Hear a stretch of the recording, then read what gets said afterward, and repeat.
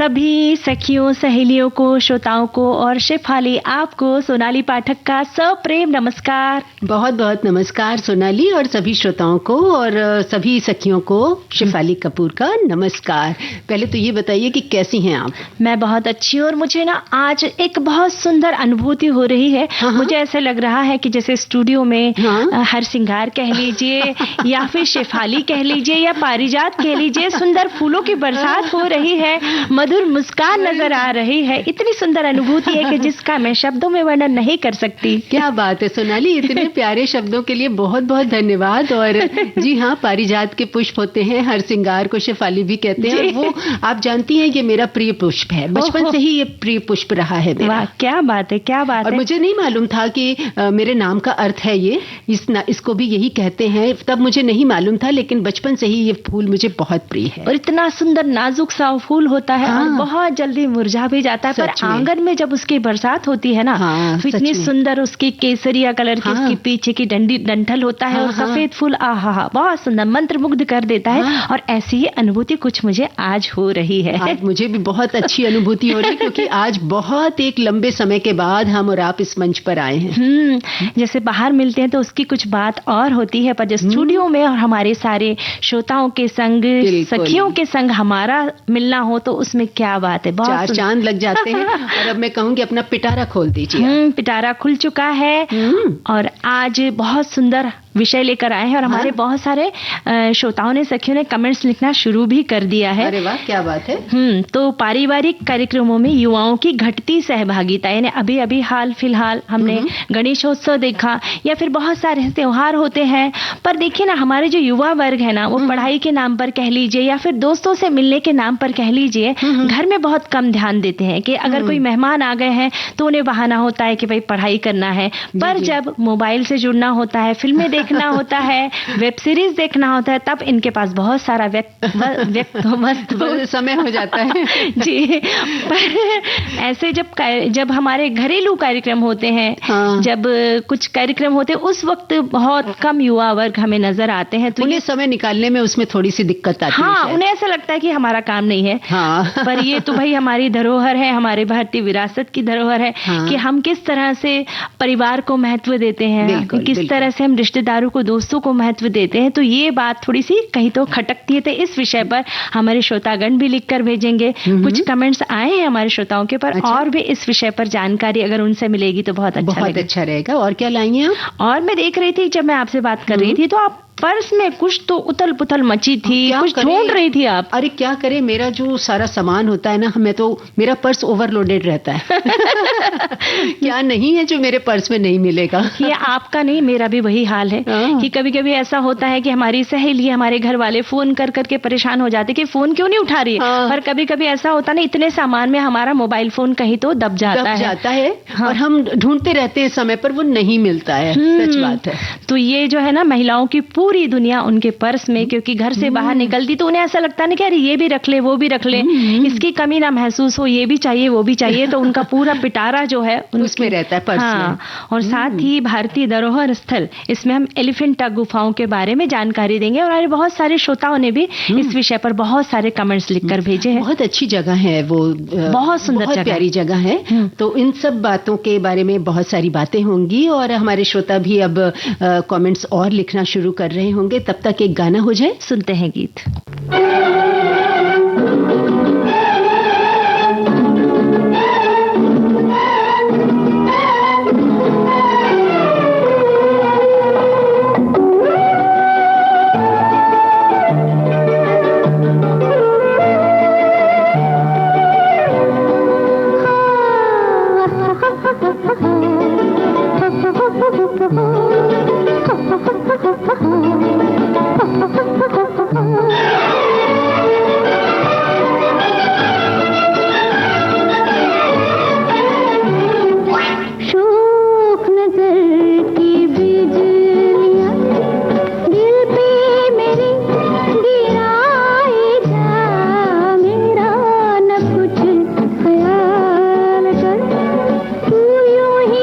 मुस्कुराए जा, शोक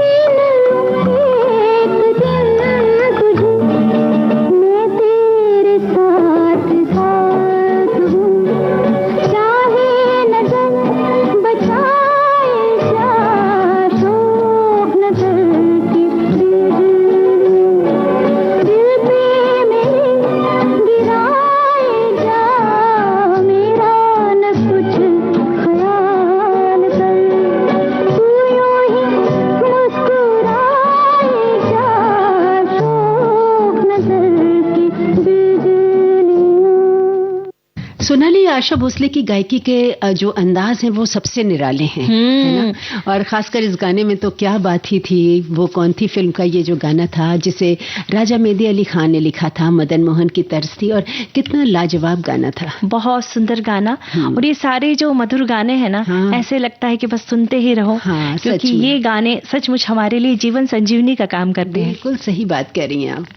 चलिए, अब आप आज ले चलने वाली है ना वहाँ? जी, एलिफेंटा केव ले जी जी। आप गए हैं एलिफेंटा गुफाएं देखने? मैं शायद बहुत पहले गई हूँ, लेकिन मुझे हल्की हल्की याद है कि बड़ी ही प्यारी जगह है वो। बहुत सुंदर जगह है। फेरी से जाते हैं। हाँ, फेरी से जाते हैं। और एलिफेंटा गुफाएं, जिन्हें धारापुरी गुफाओं के नाम से भी जाना जाता है, ये गुफाएं मुंबई के गेटवे ऑफ इंडिया से लगभग 12 किलोमीटर दूर स्थित है और यहाँ पर कुल 7 गुफाएं हैं। हाँ, और जानती हैं, जब हम लोग फेरी से जाते हैं तो वो रास्ता ही इतना खूबसूरत है, जो बहुत सुंदर है ना, वो बड़ा आनंददायक होता है।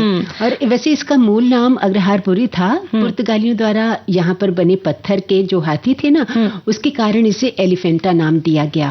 और गुफाओं में अनेक देवी देवताओं की मूर्तियां हैं, और ये मूर्तियां जो हैं वो पहाड़ी को काट कर बनाई गई हैं। कितना सचमुच है ना, श्रद्धा से सर झुक जाता है हमारा, जाता है। और कितनी आश्चर्य वाली चीजें हैं कि कितना उनके अंदर उनकी सोच कैसी रही होगी। सचमुच, क्योंकि अभी तो हमारे पास है, हम कुछ कलाकृति बनाते भी है ना, तो हमारे पास इंटरनेट मौजूद है, पर उस जमाने में जब नहीं था। हाँ, वो भी नहीं था। और कितनी सुने उनकी जो कल्पना शक्ति है, उसको सलाम है ना, सलाम सच में। और यहाँ पर स्थित भगवान शिव की तकरीबन 9 बड़ी बड़ी मूर्तियां हैं जो भगवान शिव के विभिन्न रूपों को दर्शाती है। और शिव जी की त्रिमूर्ति प्रतिमा बहुत ही आकर्षक है। ये मूर्ति लगभग 23 या 24 फीट लंबी है और 17 फीट ऊंची है। इस मूर्ति में भगवान शिव के 3 रूपों का चित्रण किया गया है। ये आप कल्पना कीजिए कि कितना खूबसूरत होगा, है ना? और इन गुफाओं में अर्धनारीश्वर की प्रतिमा भी है, जिसमें जो बायां अंग है वो स्त्री का है और दाहिना अंग पुरुष स्वरूप है। वो देखने में भी ऐसा लगता है ना कि उस मूर्तियों के सामने हटे ही नहीं, बस इन्हें देखते ही रहे, सच में। और ऐसा कहा जाता है कि इन गुफाओं का निर्माण 5वीं और 6वीं शताब्दी में किया गया था। वर्ष 1987 में एलिफेंटा गुफाओं की वास्तुकला और आसपास के जंगलों को विश्व धरोहर स्थल के रूप में नामित किया गया। और तमाम यहाँ पे देखने वाले बहुत लोग आते हैं, बहुत दूर दूर से लोग आते हैं। और खासकर जैसे छुट्टियों में मुंबई आते हैं लोग एक दूसरे के घर में, तो यहाँ जरूर जाते हैं। और यहाँ जाने के लिए समुद्र मार्ग से फेरी बोट से जाना पड़ता है, जो सुबह 9:30 बजे से लेकर शाम को 5:30 बजे तक गुफाएं लोग जो हैं देख सकते हैं। और ये भी बता दें कि पहली फेरी जो है वो गेटवे ऑफ इंडिया से सुबह 9 बजे निकलती है, जो 1 घंटे में एलिफेंटा गुफाओं पर पहुंचती है। यानी आपको 9 बजे आप बैठेंगे उसमें तो 10 बजे वहां पहुंच जाएंगे। जी। और सोमवार को ये गुफाएं बंद रहती है, और इस दिन के अलावा आप किसी भी दिन यहाँ जा सकते हैं। और फेरी से उतरने के बाद थोड़ा पैदल चलना पड़ता होता है और सीढ़ियों के माध्यम से हम ऊपर गुफाओं तक जा सकते हैं। यानी जो सीनियर सिटीजन है, हाँ। जिन्हें बहुत चलने में तकलीफ है, हाँ। तो पहले से मन की तैयारी कर ले कि भाई हमें वहां चलना है। हाँ। नहीं तो अब हम तो बहुत साल पहले गए थे, हाँ। पर शायद अब वहां पर कुछ सुविधा होगी कि शायद वहां पर रिक्शा से हाँ, जो मतलब नहीं चल सकते, जैसे व्हील चेयर वगैरह की कुछ तो सुविधाएं हमारे सीनियर सिटीजन और उन लोगों के लिए जिनको पैरों की तकलीफ है, कमर की तकलीफ है या वृद्ध बहुत ज्यादा है, तो उनके लिए निश्चित रूप से जैसे तमाम जगह पे सुविधाएं होती हैं, तो वहां पर भी सुविधाएं हो सकती हैं। और ये एक बहुत ही सुंदर पर्यटन स्थल है। यहाँ पर खाने पीने की भी बहुत सारी दुकानें हैं, है ना? मैंने भी, जैसे आप बता रही हैं कि आपने भी पहले देखा था, जब मैंने भी देखा था तो मुझे भी टूटी टूटी सी याद है। निश्चित रूप से अभी जो है ये चीजें बहुत बदलाव हो गया होगा और यहाँ की जैसे जो विशेषताएं हैं महाराष्ट्र की, वो सारी उन सब चीजों की भी दुकानें वहां पर मौजूद हैं। वो ही नहीं, हाँ, जैसे झुमके हैं, हार है, फिर चूड़ी, कंगन, जैसे मेला जैसे हम देखने जाते हैं तो वहाँ कैसी दुकानें होती है, उस तरह की वहाँ पे दुकानें हैं। फिर जैसे कि वहाँ पर अमरूद और फिर बेर, फिर अगर जामुन का सीजन हो तो जामुन यानी सीजनल फ्रूट्स भी होते हैं। फिर अगर हमें प्यास लगती है तो वहाँ पर छाछ भी, यानी बहुत सारे विक्रेता होते हैं। तो एक बहुत सुंदर अनुभव हमें मिलता है। जैसे हम महिलाएं हैं, हम लोग कहीं भी जाते हैं, चाहे वो मेला हो या ना हो, हम लोग ये सारी चीजें जरूर देखते हैं कि गले का हो या हाथ का हो या कुछ कान का हो, तो ये सारी चीजें यानी गुफाओं के साथ साथ हम उन दुकानों में भी बहुत आराम से हम बहुत वक्त बिता सकते हैं। और एक हमारे साथी ने लिखा है कि एलिफेंटा गुफाएं मुख्य रूप से हिंदू भगवान शिव को समर्पित गुफा मंदिरों का एक संग्रह है, जिन्हें यूनेस्को ने विश्व धरोहर स्थल नामित किया है। ये एलिफेंटा द्वीप घारापुरी, शाब्दिक अर्थ गुफाओं का शहर, मुंबई हार्बर में भारतीय राज्य महाराष्ट्र मुंबई से 10 किलोमीटर पूर्व में है। जवाहरलाल नेहरू बंदरगाह से लगभग 2 किलोमीटर पश्चिम में स्थित इस द्वीप में 5 हिंदू गुफाएं, कुछ बौद्ध स्तूप टीले हैं जो 2री शताब्दी ईसा पूर्व की है, और पानी की टंकी वाली 2 बौद्ध गुफाएं भी हैं। बिल्कुल, यानी हमारे बहुत सारे श्रोता भी हैं जो यहाँ पर विजिट कर चुके हैं। हमारे एक साथी लिखते हैं कि 1987 में एलिफेंटा गुफाओं को संयुक्त राष्ट्र शैक्षिक, वैज्ञानिक और सांस्कृतिक संगठन यूनेस्को द्वारा विश्व धरोहर स्थल के रूप में, जैसे हमारे पहले साथी ने लिखा, कि पहचाना गया था, क्योंकि वे मानव रचनात्मक प्रतिभा की उत्कृष्ट कृति हैं और उनमें सांस्कृतिक और पारंपरिक प्रथाओं के अद्वितीय या कम से कम असाधारण प्रमाण हैं, है ना? और कुछ लोग इन्हें घारापुरी कहते हैं, लेकिन एलिफेंटा तब प्रसिद्ध हुआ जब पुर्तगालियों ने 1534 में इस पर कब्जा किया और एक विशाल कम चट्टान जो है मूर्ति, वो निगरानी रखने के लिए बनाई थी।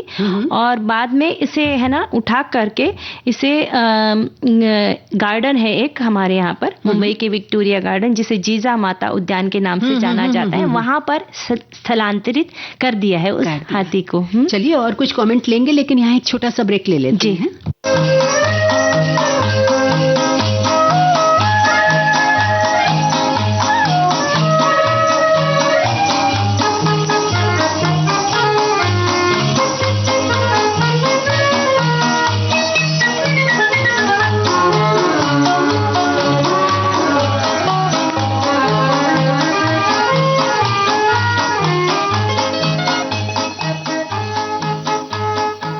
तो भाई छोटा सा अंतराल था, देखिए पलक झपकते ही पूरा हो गया। बातचीत बढ़ाएंगे, लेकिन इस बीच एक गाना हो जाए तो कैसा? सुनते हैं एक प्यारा सा गीत।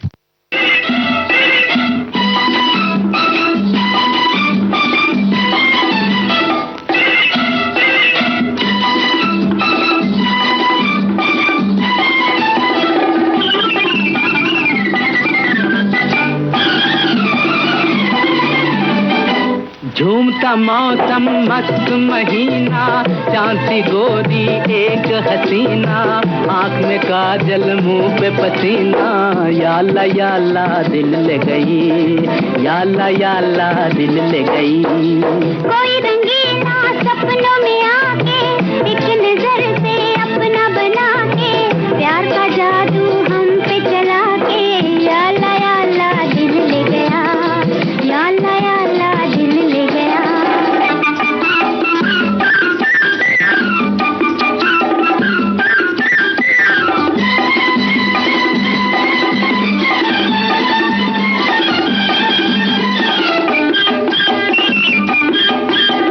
ठंडी सड़क नीम तले, तीर नजर खूब चले,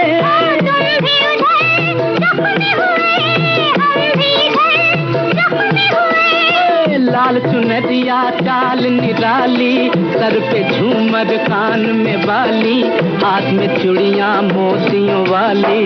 या अल्लाह दिल ले गई, या अल्लाह दिल ले गई।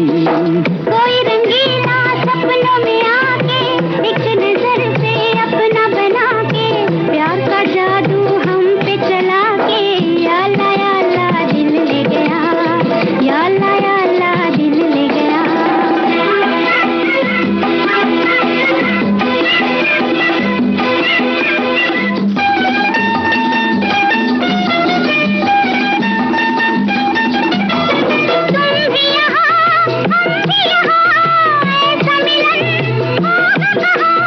तेरी कसम जाने जहां, दिल है वहीं तू है जहां।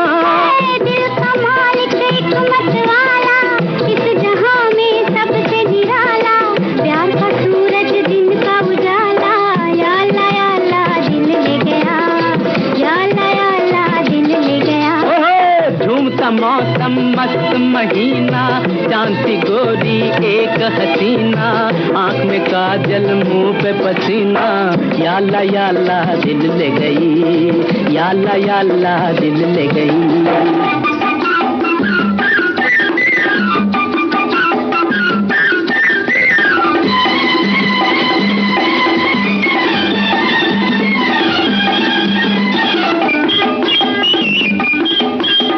दोनों तरफ आग लगी, ऐसी लगी बुझ न सकी।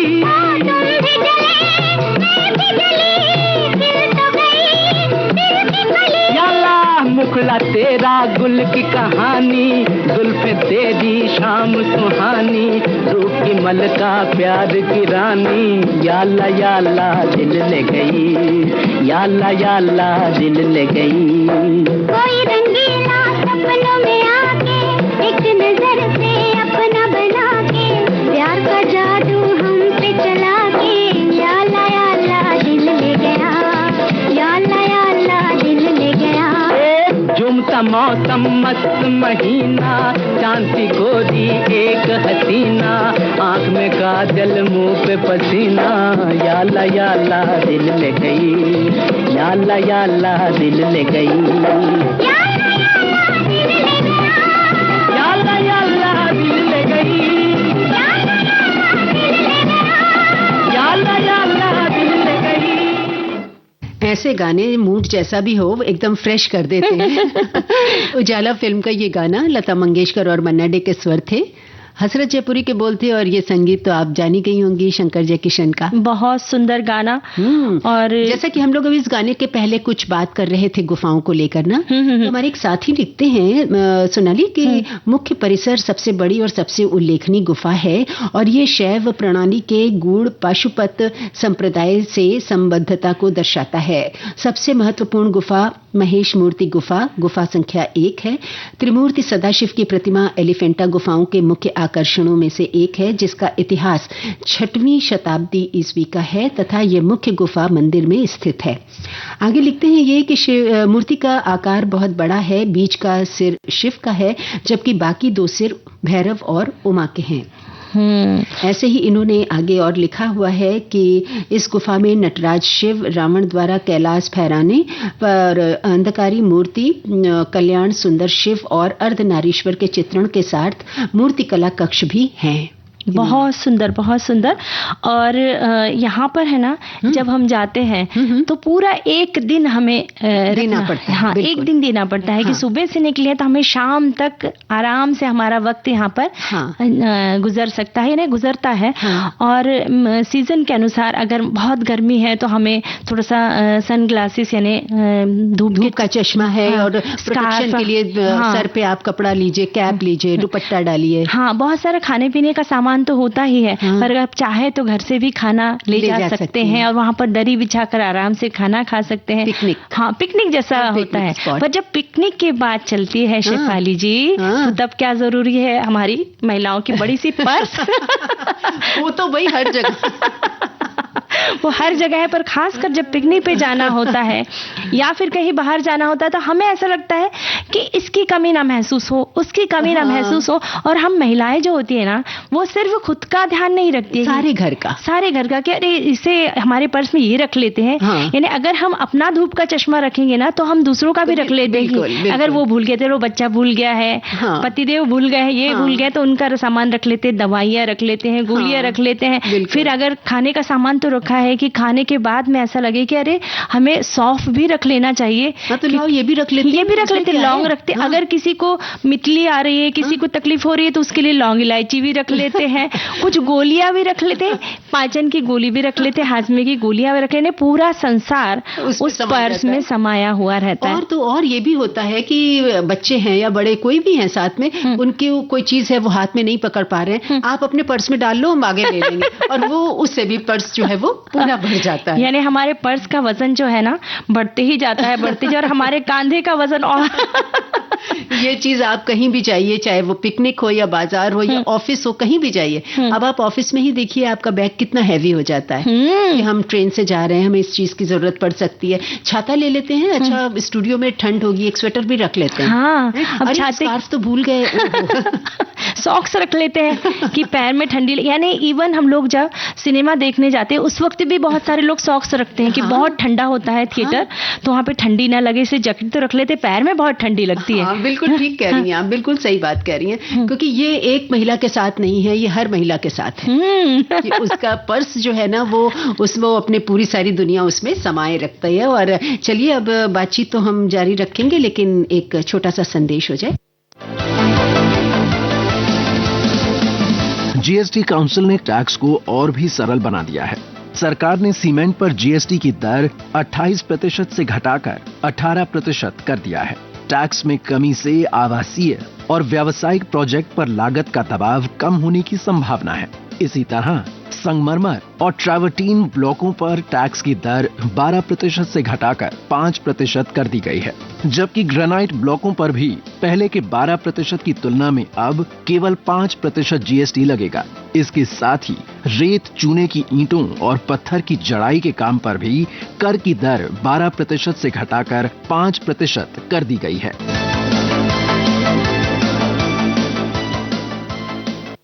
हाँ सोनाली, हम सब बातें कर रहे थे ना कि पर्स में जो है वो सारी दुनिया, सारा घर का सामान उसी में समाया रहता है। हमारे एक साथी ने लिखा है, बिल्कुल सही, महिलाओं की पर्स में उनकी पूरी दुनिया रहती है। महिलाओं के पास कई तरह के उपयोगी सामान होते हैं, जिनमें दैनिक जरूरत की चीजें जैसे फोन, पर्स, चाबियां, स्वास्थ्य और स्वच्छता के उत्पाद, व्यक्तिगत पसंद के सामान शामिल है। इसके अलावा कुछ महिलाएं अपनी श्रृंगार की सामग्री, कपड़े और यात्रा के दौरान जरूरी दवाएं भी साथ रखती है।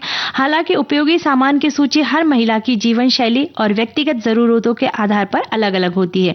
इनमें कभी कुछ हल्के फुल्के खाने पीने के सामान भी रहते हैं, इसलिए हमारे यहाँ भानुमति का पिटारा होता है। बहुत सही नाम दिया है आपने, सही नाम दिया है। और हमारे एक साथी ने क्या लिखा है कि महिलाओं की पूरी दुनिया उनकी पर्स में। इस विषय पर पुरुषों की क्या राय होगी? उन्हें जो पसंद है, क्रीम पाउडर, कंघी, पैड, 2-4 रुमाल और परफ्यूम की छोटी शीशी, कुछ तेज तर्रार हैं वे क्रेडिट के डेबिट कार्ड भी डाल लेती हैं। इसी में पूरी दुनिया आ गई, अब और क्या चाहिए? हाँ, आईफोन बहुत ही जरूरी है, जो कुछ ही पर्स में रखती हैं, बाकी हाथ में लिए ही निकलती हैं। हाँ, गांव में पर्स खूब बड़ा होता है। ये सभी जगह पर्स बहुत बड़ा होता है। और फोन की तो क्या बात है शेफाली जी, इतना हमारा पर्स छोटा हो बड़ा हो, बात करते करते हम वो फोन को, अपने मोबाइल फोन को पर्स में डाल देते हैं। और जब फोन बजने लगता है तो हम महिलाओं को मिलता ही नहीं है, किस खाने में रख दिया, सामने में रखा, पीछे में रखा है, पता ही नहीं है। जब तक 2-3 बार फोन आ गया, फिर घर वाले परेशान हो जाते हैं कि अरे फोन क्यों नहीं उठा रही हो। और ये भी तो होता है कि कुछ रेज़गारी है, वो आगे के पर्स की जिप में डाल लेते हैं, छुट्टे पैसे डाल लेते हैं, जरूरत पड़ेगी तो उससे भी पर्स हैवी हो जाता है।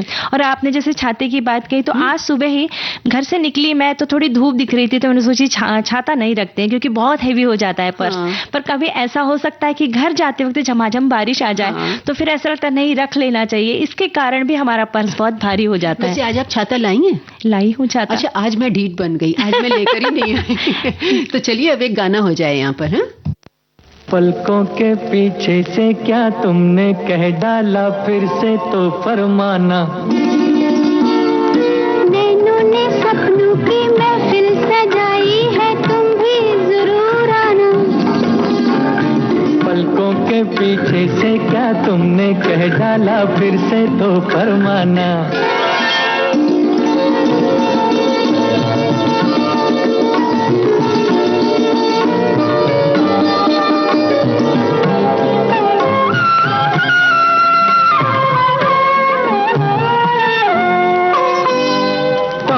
मेरी तौबा मुश्किल था एक तो पहले ही दिल का बहलना, आफत फिर उस पे लट में तुम्हारा मुखड़ा छिपा के चलना।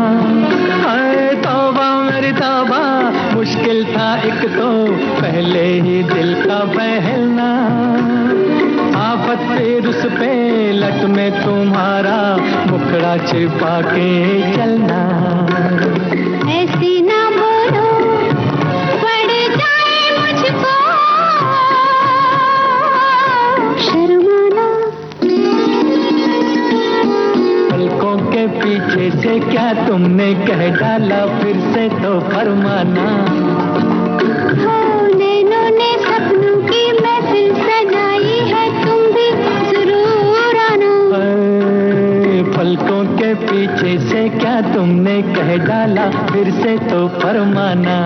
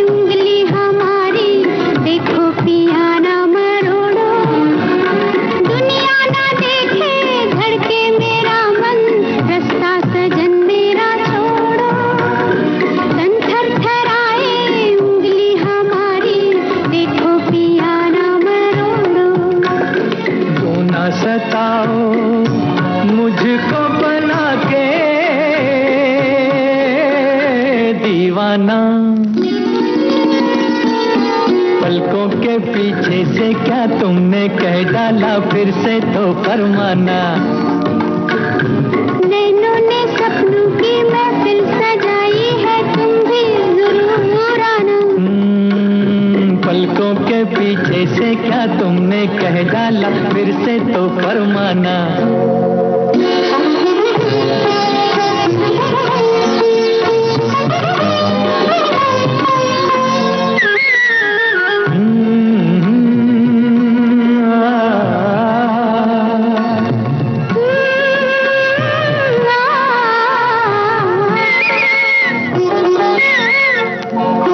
बच बच के हमसे ओ मत वाली है ये कहाँ का इरादा, नाजुक लबों से फिर करती जाओ मिलने का कोई वादा। बच बच के हमसे ओ मत वाली है ये कहाँ का इरादा, नाजुक लबों से फिर करती जाओ मिलने का कोई वादा। दिल ये मेरा घर है तुम्हारा, आ जाना। तो भाई मोहम्मद रफ़ी और लता मंगेशकर का गाया गाना था तलाश फिल्म से। मजरूह सुल्तानपुरी के बोल, सचिन देव बर्मन का संगीत। और यहीं पर अब समय हो गया एक छोटे से अंतराल का।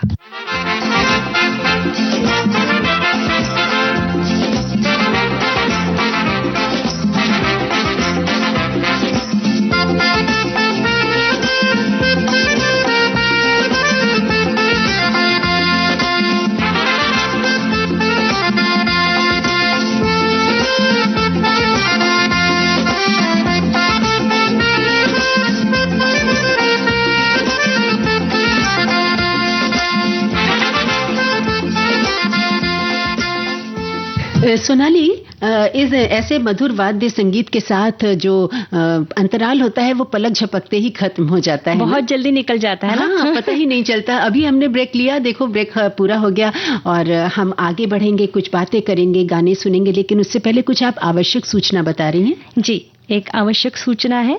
अभी तक होटल के कमरों पर जीएसटी की 4 दरें लगती हैं। 1,000 रुपए से कम कीमत वाले होटल रूम पर 0 जीएसटी है, जबकि 1,000 से 2,499 रुपए तक के होटल के कमरे पर 12% जीएसटी लगता था। 2,500 से लेकर 7,499 रुपए तक के होटल कमरे पर 18% टैक्स लगता है। इससे ज्यादा कीमत का होटल रूम है तो उस पर 28% जीएसटी लगता है। लेकिन अब होटल के कमरों पर सिर्फ 2 ही रेट लगाए जाएंगे। 7,500 से कम कीमत वाला कमरा है तो 5% और ज्यादा है तो 12% जीएसटी देना होगा। बिल्कुल, तो ये आवश्यक सूचना थी जो हमारे श्रोताओं तक पहुंच गई। और अब हम लोग बातें कर रहे थे ना कि पर्स जो है वो भानुमति का पिटारा होता है। तो इतने कमेंट्स हमारे साथियों के आए हैं। हमारे एक साथी ने लिखा है कि बाजार हो, ऑफिस हो या फिर कहीं घूमना फिरना, बिना पर्स के किसी महिला की कल्पना करना मुश्किल होगा। हमें अपने आसपास शायद ही कोई ऐसी महिला दिखे जिनके पास पर्स ना हो। पर्स महिलाओं की जीवन शैली का एक अभिन्न हिस्सा बन चुके हैं। आज पर्स न सिर्फ हर औरत की जरूरत है बल्कि अब ये एक फैशन, एक्सेसरीज और स्टेटस सिंबल भी बन चुका है। क्योंकि देखिए ना, पर्स में भी कितनी तरह की, तमाम तरह की वैरायटीज, कलर्स और डिजाइन ऐसे ऐसे आने लगे हैं कि वो हमें अपनी ओर आकर्षित करते ही हैं। हमारी एक सखी ने तो पर्स का इतिहास ही लिखकर भेज दिया है। अच्छा, पढ़िए पढ़िए, क्या लिखा है?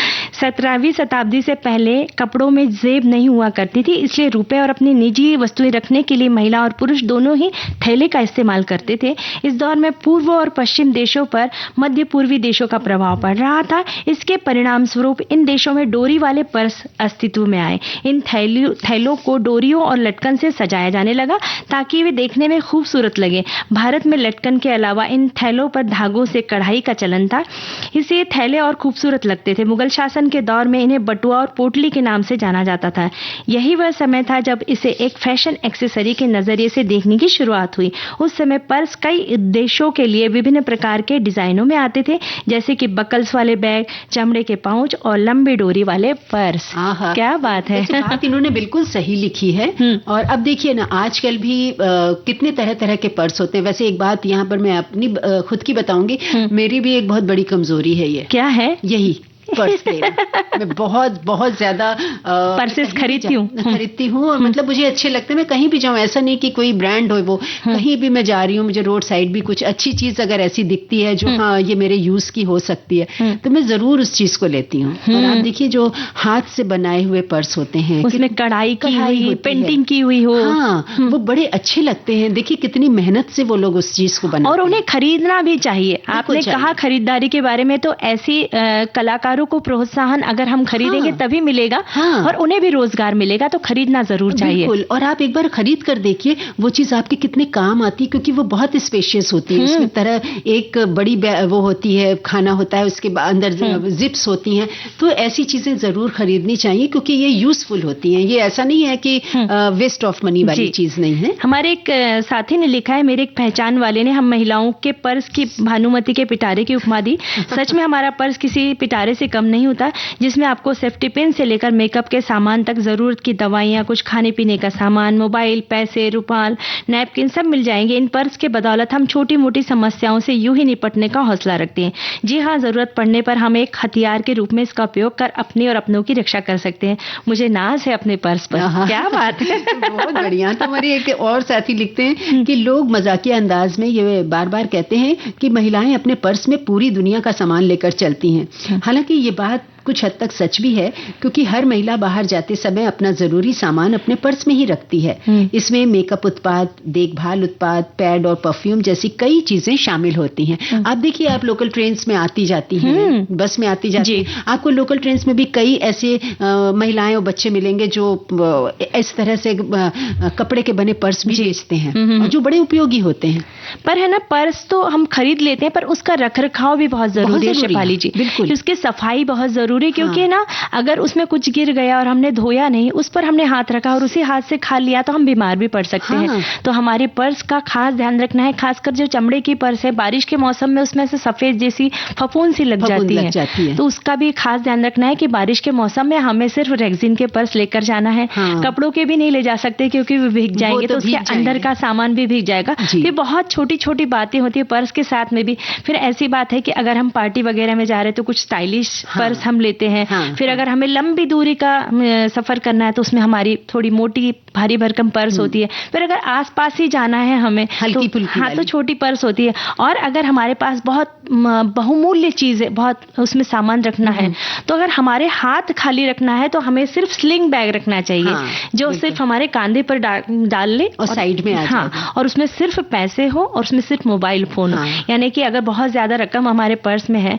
अगर हम बड़ी पर्स में बार बार हाथ डालेंगे तो हमारे पैसे गिर सकते हैं। तो इन छोटी छोटी बातों का हमें बहुत ध्यान रखना है। बिल्कुल, क्योंकि पर्स की जो बातें चली उसमें उससे जुड़ी ये तमाम छोटी छोटी चीजें हैं जो बहुत ध्यान रखने योग्य हैं। और अपने पर्स को आप लंबे समय तक इसको अपने साथ रख भी सकती हैं, क्योंकि कभी कभी होता है ना कि कोई खरोच लग गई या कोई नुकीली चीज लग गई तो वो उसका फट भी सकता है। अरे लोकल ट्रेन में जब हम सफर करते तो बिल्कुल उसका बेल्ट टूटता ही है। हाँ। क्योंकि हम उसको अपने साथ में खींचते हैं, किसी महिला ने उसे हाथ से पीछे खींच लिया, धकेल दिया तो बिल्कुल उसे, इसलिए जब भी लोकल ट्रेन में हम सफर करते हैं उस वक्त हमें बहुत मजबूत जो उसके बेल्ट हो ना, वही पर्स का हम इस्तेमाल करते हैं। और वैसे भी हमेशा आप कहीं भी रहें अपने पर्स को हमेशा अपने पास एकदम अपने से चिपकाए रखें, क्योंकि उसमें जरूरी चीजें होती हैं। और पर्स का खो जाना या उसमें से कोई चीज गिर जाना, ये तो नुकसान चीज हो जाती है। हमारे एक साथी लिखते हैं कि महिलाओं की पूरी दुनिया उनके पर्स में रहती है।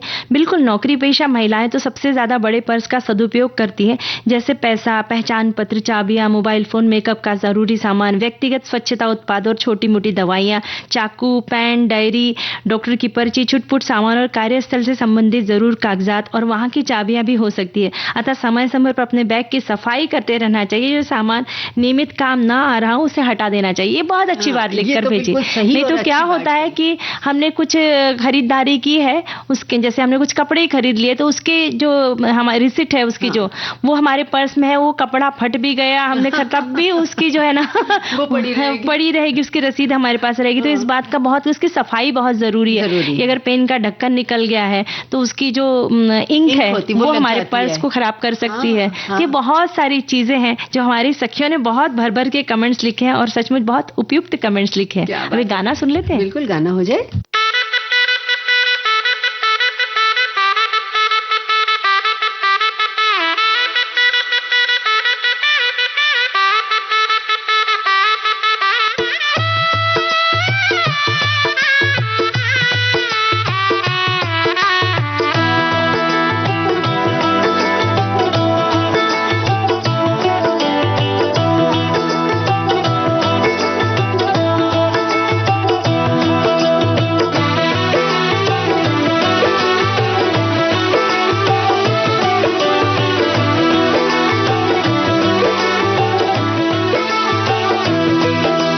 आज से तेरी सारी गलियां मेरी हो गई, आज से मेरा घर तेरा हो गया।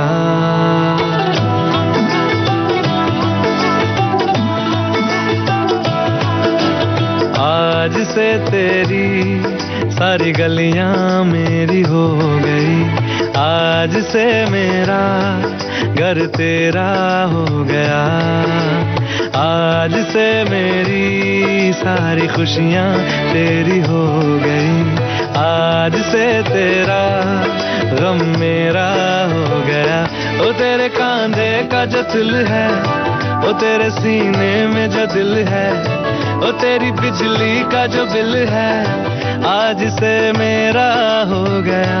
ओ मेरे ख्वाबों का अंबर, ओ मेरी खुशियों का समंदर, ओ मेरे पिन कोड का नंबर, आज से तेरा हो गया।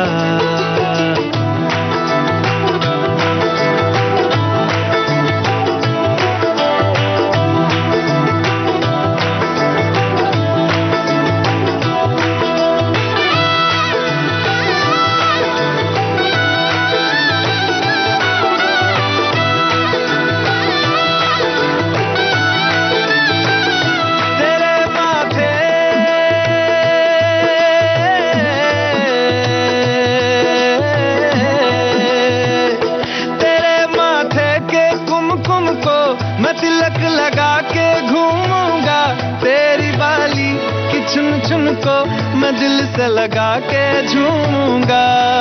मेरी छोटी सी भूलों को तू नदिया में बहा देना, तेरे जुड़े शर्ट में पहनूंगा, बस मेरे लिए तू मालपुए कभी कभी बना देना। आज से मेरी सारी रतियां तेरी हो गई, आज से तेरा दिन मेरा हो गया। वो तेरे कांधे का जो दिल है, वो तेरे सीने में जो दिल है, वो तेरी बिजली का जो बिल है, आज से मेरा हो गया। वो मेरे ख्वाबों का अंबर, वो मेरी खुशियों का समंदर, वो मेरे पिन कोड का नंबर, आज से तेरा हो गया।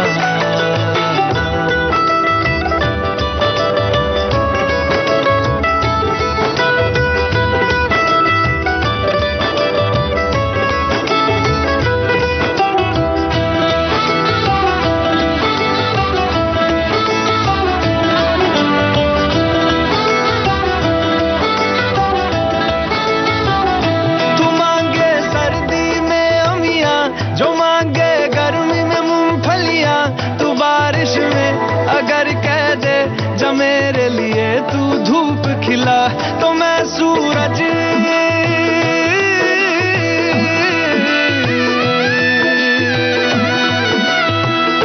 तो मैं सूरज को झटक दूंगा, तो मैं सावन को गटक लूंगा, तो सारे तारों संग चंदा मैं तेरी गोद में रख दूंगा। बस मेरे लिए तू खिल के कभी मुस्कुरा देना। आज से मेरी सारी सदियां तेरी हो गई, आज से तेरा पल मेरा हो गया। वो तेरे कांधे का जो दिल है, वो तेरे सीने में जो दिल है, वो तेरी बिजली का जो बिल है, आज से मेरा हो गया। वो मेरे ख्वाबों का अंबर, वो मेरी खुशियों का समंदर, वो मेरे पिन कोड का नंबर, आज से तेरा हो गया। तो सोनाली, कितना अच्छा गाना था ये। पैडमैन फिल्म से अरिजीत सिंह की आवाज थी, कौसर मुनीर के बोल और अमित त्रिवेदी का संगीत। और पैडमैन फिल्म में कौन अभिनेता थे आप जानती हैं? जी, अक्षय कुमार। और आज क्या है उनका जन्मदिन है। तो चलिए सखी सहेली के मंच से उन्हें कह देते हैं हैप्पी बर्थडे। और आगे बढ़ेंगे उससे पहले ये संदेश हो जाए।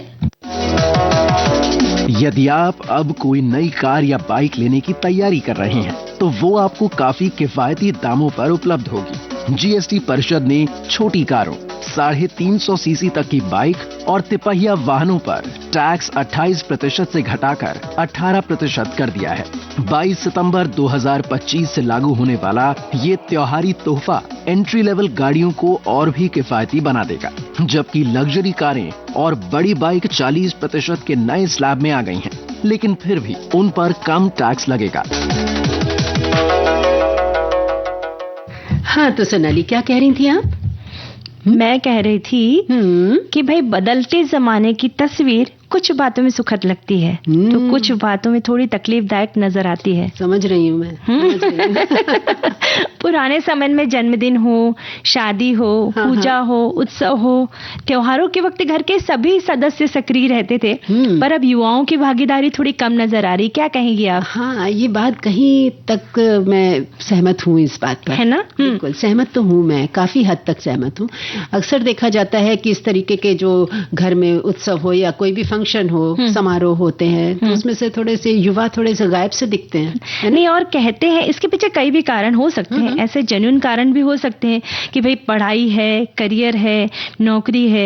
इसके साथ साथ एक आधुनिक सोच भी युवा वर्ग को अपनी रीति रिवाज और परंपराओं से दूर ले जा रही है कि हमारा काम थोड़ी है इसमें।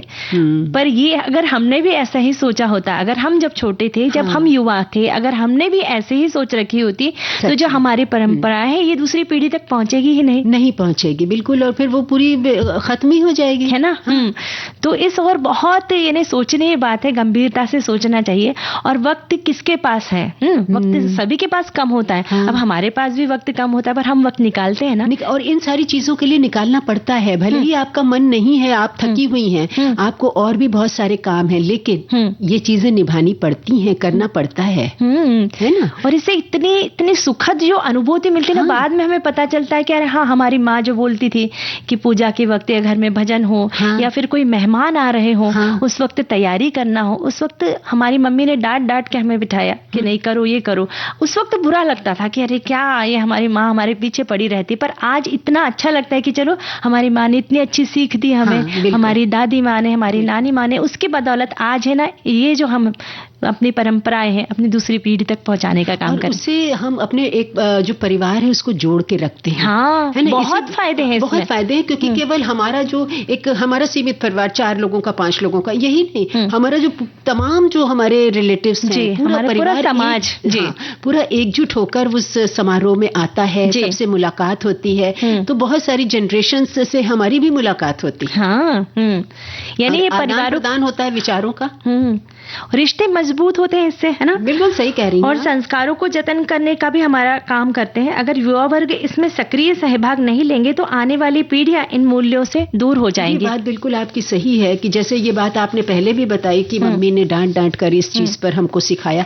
ये शायद हर बच्चे के साथ होता है, उसकी माँ उसको जबरदस्ती सिखाती है कि नहीं, ये अपनी वैल्यूज को हमें समझना है, हमें आगे तक इसे लेकर जाना है। और अगर हमने नहीं सुना होता तो आज सच में वो अगली पीढ़ी तक ये चीज न पहुंचती। और युवाओं की अनुपस्थिति के अन्य कारणों में एक कारण ये भी हो सकता है सोनाली जी कि मोबाइल और सोशल मीडिया से बहुत ज्यादा उनका अटैचमेंट है, लगाव है। आभासी दुनिया में रहना, या फिर मन में ये धारणा बनने लग गई है कि ये सब काम तो बुजुर्गों के हैं, हमारा क्या काम है? लेकिन ऐसा होना नहीं चाहिए, क्योंकि देखिए कल उनकी स्टेज पर हम भी पहुंचेंगे जी, उस उम्र पर हम भी पहुंचेंगे जी। और युवा वर्ग आधुनिक साधनों का उपयोग करके भी योगदान दे सकते हैं, जैसे कि फोटोग्राफी, है ना? ये उनका पसंदीदा काम होता है। चलो उत्सव के दौरान, त्योहारों के दौरान उन्हें फोटोग्राफी का अगर जिम्मा दे दिया तो फोटो खींच सकते हैं, संगीत और मनोरंजन की व्यवस्था कर सकते हैं, मेहमानों के स्वागत की नई शैली, यानी जो पुराने, ठीक है, पुराने जो विचार है वो बाजू में रख दीजिए कि नए स्टाइल से स्वागत कैसे किया जाए, सजावट कैसे की जाए। उसमें फिर ये भी हम ध्यान रखते हैं कि सजावट करते वक्त हम बहुत ज्यादा नेचुरल चीजों का इस्तेमाल करें, कि ठीक है हम प्लास्टिक और थर्माकोल का इस्तेमाल नहीं करते। तो युवा वर्ग जो होते हैं उनके पास ज्यादा क्रिएटिविटी होती है, तो उन क्रिएटिविटी का इस्तेमाल करके वे कुछ और भी क्रिएटिव कर सकते हैं, पर उसके लिए उन्हें शामिल होना जरूरी है। शामिल होना है, वो अपने नए आइडियाज लगाकर इस समारोह को और भी अच्छा बना सकते हैं। और सोनाली, बुजुर्गों को भी युवाओं से केवल अपेक्षा नहीं रखना चाहिए, बल्कि उन्हें स्नेह और संवाद के माध्यम से अपनी महत्ता जताएं। बातचीत में जनरेशन गैप इससे कम होता है। हाँ, ये जनरेशन गैप ये बहुत अच्छा मुद्दा है कि पुराने जमाने हम लोग ये सोचते हैं कि हमारे पापा कैसे, यानी मैंने अभी बोला कि हमारी मम्मी डांटती थी तो हम आ जाते थे, पर आज के युवा कुछ अलग है। उन्हें डांट की भाषा अच्छी नहीं लगती है, तो उन्हें प्यार से समझाकर भी उन्हें शामिल किया जा सकता है। या फिर उन्हें कि अरे तुम्हारी तो फोटोग्राफी का कोई जवाब ही नहीं है भाई, तुम फोटो खींचोगे तो बहुत अच्छा लगेगा, तो आ जाओ। इस तरह से, इस माध्यम से अगर हम उन्हें समझाएं तो मतलब यही कहने का है कि इस जो जनरेशन, इसमें संवाद के जरिए बहुत सारी बातें, बहुत सारे मसले हल किए जा सकते हैं, और उनको बहुत ही प्यार से बात करके अपने इसमें हम ला सकते हैं, शामिल कर सकते हैं। और परिवार की एकता और संस्कृति बनाए रखने में युवाओं की भागीदारी अत्यंत आवश्यक है। यदि युवा पीढ़ी सहयोगी बनेगी तभी पारिवारिक कार्यक्रमों में रौनक आएगी, क्योंकि परिवार ही हमारी ताकत है। और इन अवसरों पर जुड़कर हम आने वाली पीढ़ियों को प्रेम, सहयोग और संस्कार की अमूल्य धरोहर सौंप सकते हैं। बिल्कुल सही कह रही हैं। और ये हर युवा के ऊपर ये चीज लागू नहीं है। ऐसी बात नहीं है कि हर युवा कट ऑफ रहता है, समारोह में नहीं आते हैं, पारिवारिक जो फंक्शंस होते हैं, ऐसा नहीं है। बहुत सारे लोग ऐसे भी हैं युवा जो इसमें शामिल होते, बढ़ चढ़ के हिस्सा लेते हैं, बढ़ चढ़ के हिस्सा लेते हैं। बहुत सारे लोग ऐसे हैं। तो हमारे साथियों ने भी इस बारे में बहुत कुछ लिखा है। आप देख रही हैं, आप बताना चाहेंगे? जी। हमारे साथी कुछ लिख रहे हैं और तमाम लोगों ने अपने इस बारे में अपनी अपनी राय दी। हमारे एक साथी लिखते हैं कि अगर पारिवारिक कार्यक्रमों में युवाओं के दोस्तों को भी शामिल किया जाए तो पारिवारिक कार्यक्रमों में युवाओं का सहभाग बढ़ सकता है और बचपन से ही युवाओं को पारिवारिक कार्यक्रमों की तैयारी में शामिल करना चाहिए और घर के बड़ों को चाहिए कि पारिवारिक कार्यक्रमों के समय खुद भी मोबाइल और टीवी से दूर रहें, जिससे वो युवाओं को पारिवारिक कार्यक्रमों में सहभागी होने के लिए प्रेरित कर सकें। क्या बात है। और हमारे एक साथी लिखते हैं, पारिवारिक सामाजिक कार्यक्रमों में युवाओं की घटती सहभागिता के कई कारण हैं, जिसमें आधुनिक जीवन की भागदौड़, संयुक्त परिवार प्रणाली का विघटन, करियर और पढ़ाई पर अत्यधिक ध्यान, पश्चिमीकरण का प्रभाव और पारिवारिक व सामाजिक मानदंडों का कठोर होना शामिल है। इसके समाधान के लिए परिवार और समुदाय को मिलकर युवाओं को ऐसे अवसर प्रदान करने होंगे जो उनकी रुचि और मूल्यों से मेल खाते हों, जिससे वे समाज से जुड़ चुके हों। ये बहुत अच्छी बात है उन्होंने लिखी कि उनकी रुचियों का भी विचार किया जाए कि उन्हें जो पसंद है उन बातों को रखा जाए, फिर वो खान पान संबंधित बातें हो, सजावट संबंधित बातें हो या फिर अन्य बातें, कि उन्हें उनकी पसंद का अगर हम ध्यान रखेंगे तो भी वे शामिल हो सकते हैं। और ये तो निश्चित है कि आपके और उनके थोड़े सी जो सोच है उसमें फर्क होता ही है, लेकिन थोड़ा सा कहते हैं ना कि थोड़ा सा आप आगे बढ़िए, थोड़ा सा हम आगे बढ़े तो वो बात जो है वो एकदम बराबर हो जाती है और बड़ी खूबसूरत निकल कर आती है। और हम गाने के लिए आगे बढ़े, गाने के लिए आगे बढ़े। मैं एक जल्दी से ये एक कमेंट पढ़ दूं। हमारे एक साथी लिखते हैं कि पारिवारिक कार्यक्रमों में युवाओं की घटती सहभागिता, भाई युवा देश के कर्णधार हैं और उन्हें अगर हम पारिवारिक कार्यक्रमों में ही उलझाए रखेंगे तो फिर वो देश के विभिन्न प्रकार के विकास में अपना योगदान कैसे दिया करेंगे। उन्हें अपने करियर संवारने होते हैं। ऐसी परिस्थिति में उन्हें अगर घर के काम में ही उलझाए हुए रखेंगे तो उनकी प्रतिभा का सही उपयोग नहीं होगा। जहां तक मोबाइल में उलझे रहने का सवाल है तो इसके लिए अभिभावकों को सजग और सचेत रहना पड़ेगा। जब हम अपने काम में से अरुचि रखते हैं फिर दूसरों पर दोष क्या दिया जा सकता है। जैसे कि इन्होंने लिखा है कि उनके करियर की वजह से वो बिजी रहते हैं, तो ऐसा नहीं है, जो करियर अपनाते हैं बच्चे वो भी शामिल होते हैं। बहुत ऐसे उदाहरण है ना उदाहरण। यही बात मैं अभी आपसे कह रही थी कि ऐसे बहुत से बच्चे हैं कि वो बहुत व्यस्त रहने के बावजूद पढ़ाई में अव्वल होते हैं, करियर में अव्वल होने के बाद भी घर में सहभाग उनका बहुत अच्छा होता है और उतनी संपन्नता नहीं भी होती है, फिर भी वो अपना 100% उसमें देते हैं। जैसे यहाँ पर गाना इस समय बिल्कुल बजने के लिए तैयार है, तो सुनते हैं।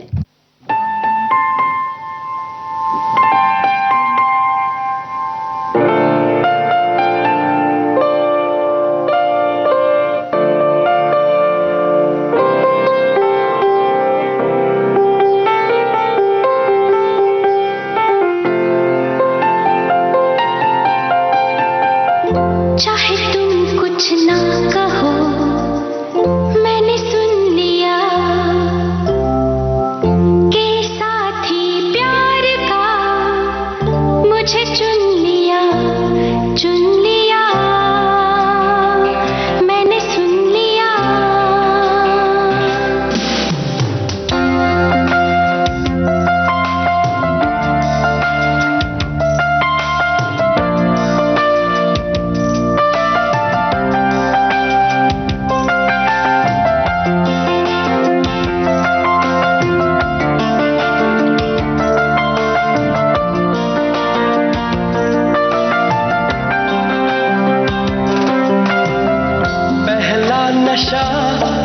पहला खुमार,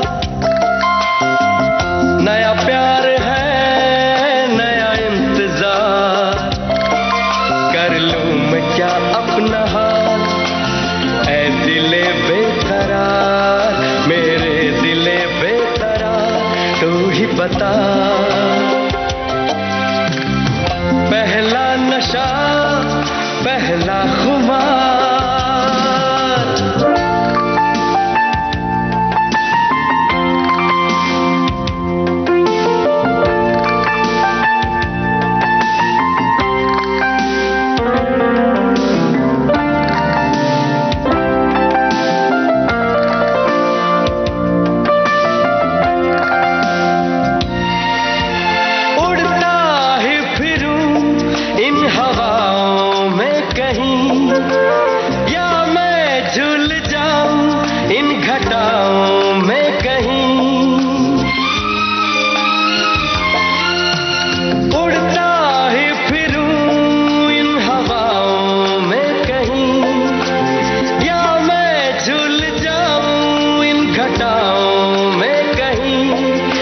एक कर दूं आसमां और जमीन, कहो यारो क्या करूं क्या नहीं।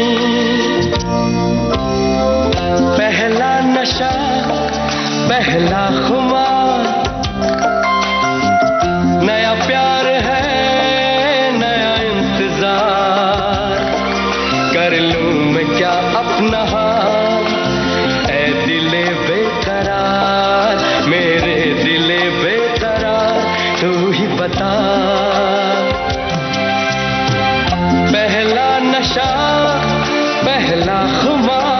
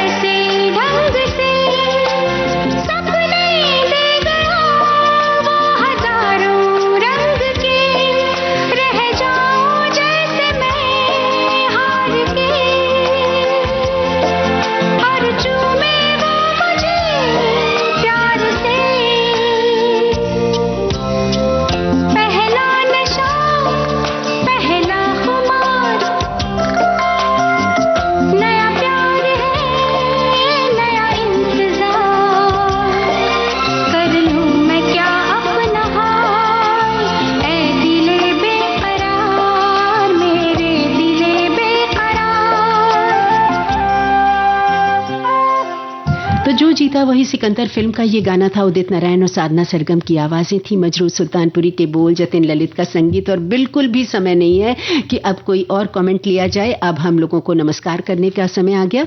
तो सभी का हम यही कहेंगे कि हमारे सभी सुनने वालों का घर आंगन हमेशा खुशियों से भरा रहे। आप सभी को शेफाली कपूर और सोनाली पाठक का नमस्कार।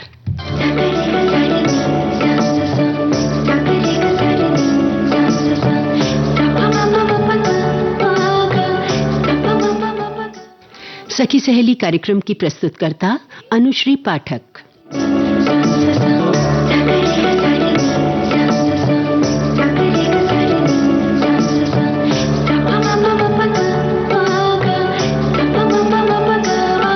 सखी सहेली।